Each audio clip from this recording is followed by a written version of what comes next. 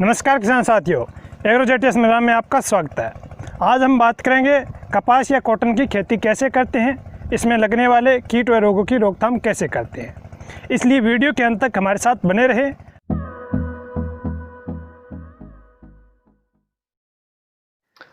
तो आइए किसान साथियों, अभी जानते हैं कि हम कपास, कॉटन या फिर नरमे की खेती कैसे करें। भारत में आजकल अधिकतर किसान है वो बीटी कपास को ही उगा रहे हैं या बीटी कपास की खेती कर रहे हैं।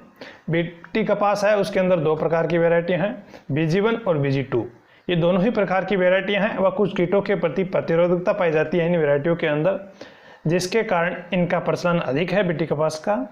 जैसे डेंडू छेदक, एलियां, चितकबरी इली, गुलाबी डेंडू छेदक या फिर अमेरिकन डेंडू छेदक है, उनके प्रति इन किस्मों में प्रतिरोधकता पाई जाती है, जिसके कारण हमें इन कीटों के रोकथाम के लिए अलग से कोई व्यवस्था नहीं करनी पड़ती है। जैसे फसल उत्पादन में जो व्यय है वो कम होता है, और आप जो आपका क्षेत्र है उसके हिसाब से आप किस्म का चयन कर सकते हैं। क्योंकि नरमे के अंदर या कपास के अंदर है वो बहुत सारी किस्में हैं जिनको अलग अलग स्टेट और अलग अलग लोकेशन के हिसाब से बांटा गया है। तो आप देख सकते हैं कि आप जहाँ पर खेती करना चाहते हैं वहाँ के लिए कौन सी किस्म है वो सबसे बेस्ट है या सबसे अच्छी है, या कौन सी किस्म वहाँ पर उगाई जा रहे हैं, किस किस्म का रिजल्ट है वो अच्छा आ रहा है, तो आप उसको देखकर उगा सकते हैं। अब बात आती है कि हम खेत का चुनाव कैसे करें। नरमे की खेती के लिए मध्यम किस्म की भूमि अधिक उपयुक्त रहती है। बिल्कुल रेतीली भूमि भी इसके लिए अच्छी नहीं रहती है, और जिन खेतों में पानी भरने की और समस्या है या फिर क्षारीयता की समस्या है उनमें नरमा आप नहीं बोए। खेत का चुनाव है वो जो खेत नरमे के लिए पड़त रखे गए हैं उनकी तैयारी पिछली फसल काटते ही शुरू कर देनी चाहिए। गेहूं के बाद नरमा लेने के लिए गेहूं काटते ही खेत की तैयारी शुरू कर देनी चाहिए। ऐसे खेतों में समय पर 2-3 जुताई करके खेत को तैयार कर ले, और गेहूं की फसल कटाई के बाद एक गहरी जुताई मिट्टी पलटने वाले हल से आप कर दे। उसके बाद 2-3 जुताई है वो आप कल्टीवेटर से कर सकते हैं। नरमे के लिए पलेवे की गहरी सिंचाई करना आवश्यक है। पलेवे के बाद आप जुताई करने से पहले दीमक प्रभावित खेतों में आप क्विनालफॉस 4% चूर्ण या फिर मेथाइल पैराथियान 2% चूर्ण को 6 किलो प्रति बीघा की दर से आप डाल दें। और बुआई दिन के ठंडे समय में करनी चाहिए, जिससे खेत की नमी कम उड़े और बीज का जमाव है वो अच्छा हो सके। जिन खेतों में बालू उड़ने से पौधे मरने की समस्या है उनमें रबी की फसल को कटाई के बाद खेत को बिना जुताई के लिए डंठल छांटकर पलेवा भरने से फसल का बचाव किया जा सकता है। कपास की बुआई हम 1 मई से 20 मई तक कर सकते हैं। साधारणतः मई माह में बुआई कर सकते हैं। विशेष किस्मों की बुआई है वो 15 अप्रैल से 15 मई तक भी कर सकते हैं। अब बात आती है कि हम कपास का बीज उपचार कैसे करें। कपास के बीजों से रेशे को हटाने के लिए जहां तक संभव हो व्यापारिक गंधक के तेजाब का ही प्रयोग करें। 10 किलो बीज के लिए 1 लीटर गंधक का तेजाब पर्याप्त होता है। मिट्टी या प्लास्टिक के बर्तन में बीज डालकर थोड़ा गंधक का तेजाब है और डालिए और 1-2 मिनट लकड़ी से हिलाए। बाद में बीज को तुरंत बहते हुए जल में थोड़ा सा धो लीजिए और पानी के ऊपर तैरते हुए बीजों को हटा दीजिए।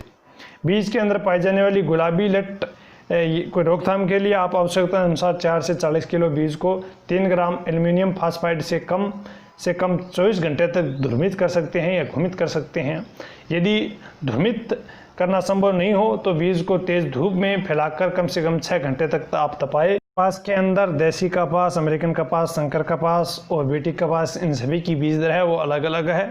देसी कपास है उसकी बीज दर है वो 10 से 18 kg है, और जो अमेरिकन कपास है उसकी बीज दर है वो 15 से 25 kg है, और जो संकर कपास है उसकी बीज दर है वो 2 से 3 kg है। और 2 से 3 kg यदि आप बीज दर रखते हैं तो 60,000 प्लांट है वो प्रति हेक्टेयर के हिसाब से लगते हैं। और जो बीटी कपास है उसकी बीज दर है वो 1 से 1.5 kg प्रति हेक्टर है, और इस हिसाब से आपके 10,000 प्लांट है वो प्रति हेक्टर लगेंगे। कपास में अलग अलग क्षेत्र व अलग अलग किस्म के हिसाब से जो उर्वरकों की मांग है वो अलग अलग है।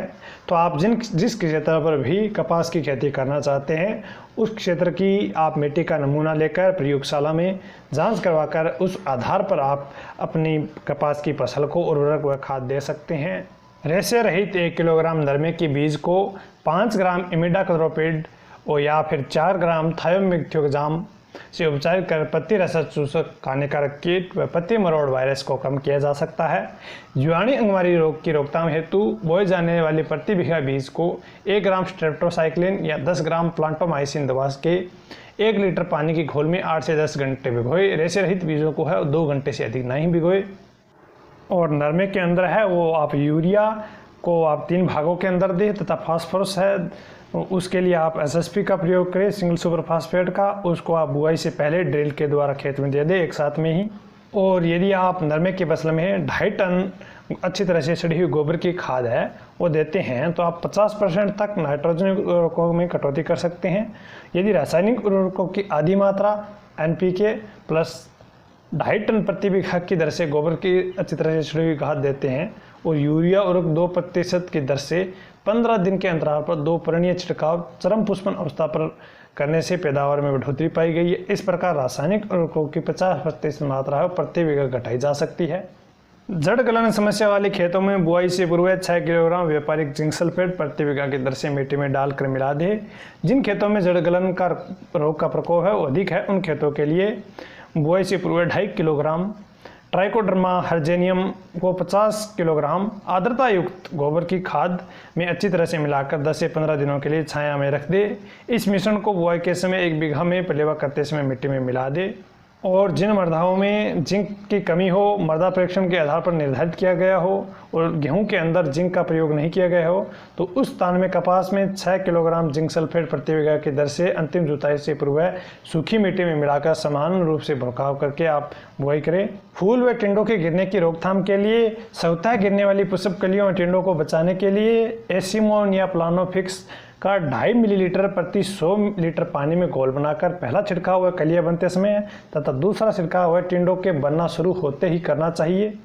नरमा या कपास की फसल में पूर्ण विकसित टेढ़े खेलने हेतु 50 से 60% टेढ़े खेलने पर 50 ग्राम ड्रॉप अदरटा को 150 लीटर पानी में घोलकर प्रति बीघा की दर से छिड़काव करने के 15 दिन के अंदर करीब करीब पूर्ण विकसित सभी टेढ़े खेल जाते हैं। ड्रॉप अदरटा का प्रयोग करने का उपयुक्त समय है वो 20 अक्टूबर से 15 नवंबर है। इसके प्रयोग से कपास की पैदावार में वृद्धि पाई गई है। गेहूँ की बिजाई भी समय पर की जा सकती है। जिन क्षेत्रों में कपास की फसल अधिक वनस्पति बढ़वार करती है वहां पर फसल की अधिक बढ़वार रोकने के लिए बिजाई के 90 दिन उपरांत वर्दी निवर्ण या वर्दी नियामक रसायन लियोसिन का 100 लीटर पानी में 5 मिलीलीटर की दर से मिलाकर एक छिड़काव करें। कपास में लगने वाले कीटों या रोगों की रोकथाम के बारे में हम अगले वीडियो में आपको बताएंगे कि हम कपास में लगने वाले रोग व कीटों की रोकथाम प्रभावी तरीके से कैसे करें। इसलिए अगला वीडियो हमारा ज़रूर देखें तथा इस वीडियो में इतनी जानकारी देंगे आज आपको।